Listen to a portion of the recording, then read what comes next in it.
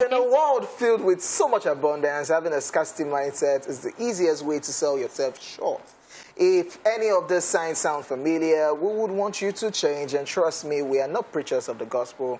We just want you to know that you can have literally anything you want as long as you are willing to do the needful work. Remain patient, consistent, and resilient. Let's talk about 5 signs you have a scarcity mindset. This is Daily Top 5. 5, 4, 3, 2, 1. Watch me.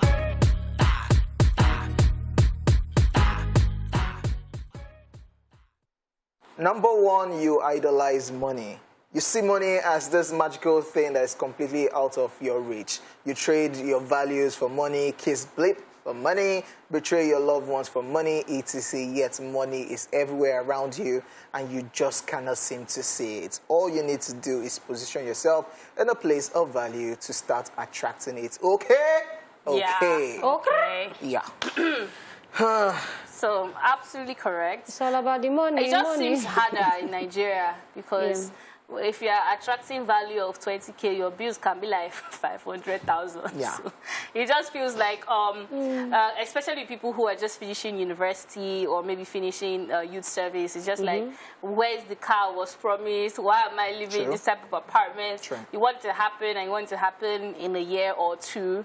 And sometimes life doesn't happen like that. So you have to understand that the more value you give, the more you get in return. So if you have just one stream of income, how much can you do with that if, for instance, you're earning like 100,000 naira? There's just so much you can do or with 50,000 naira. So it's, I think, as you said, patience, resilience, and understanding that money will come, but you need to do something. You need to work hard. Yeah, and don't sacrifice people for money for the record, because that's what... Because when they say this idolize money, there are people who literally like, that's all they think. How can I? So that's the thing. That's not how to think. It's how, what you should be thinking more of, like you said, is how to create value, and then the value you create will now bring the money. Don't chase the money, because the money will always run. Money will run away from. That's when you now start doing. That's when you start doing can I in 2022. Please, it reminds me of a video I saw. I think it was his kids. There was a Zoom class, and the teacher was taught. Somebody's mic was not muted, and he was like, "I'm not to do Yahoo." So moving on from that, don't do fraud. All right. The second sign is you are afraid to dream big. Your dreams are very humble, and it's probably because you do not see a possibility of someone like yourself ever achieving much. But in reality, you can achieve anything you put your mind to. Just be diligent. What up, Tyler Perry? I'm coming. Why dream small when you can dream big? Yeah. I've always wondered that. Why put yourself in a place of, if I'm just earning this amount of money, I'll be fine. If I just live in this one bedroom, like, you can actually do better than that. And most times, when you give yourself that kind of mental block, you might not even exceed or reach it. So I don't understand why dream small. Yeah, I think that's what why they say reach for the sky, so that when you fall, you land on the cloud.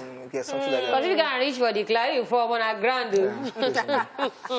All right, number 3, ladies and gentlemen, you are stingy. Yes, you are stingy to the point of being stingy to your own self. You don't believe in giving because you see it as a waste of resources.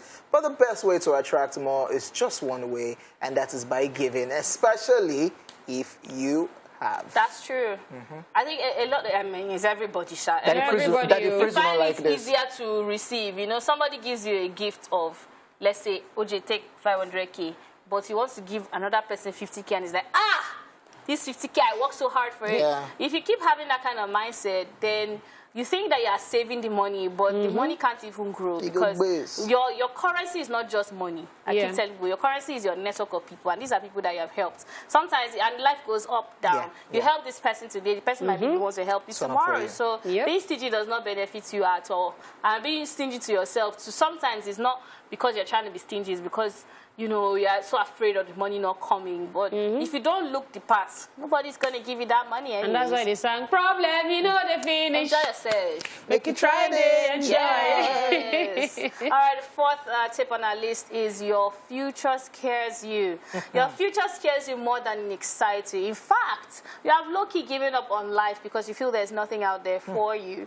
But in the actual sense, you have so many beautiful experiences ahead of you. Trust yourself enough to know that. Yes, this is very deep, you know.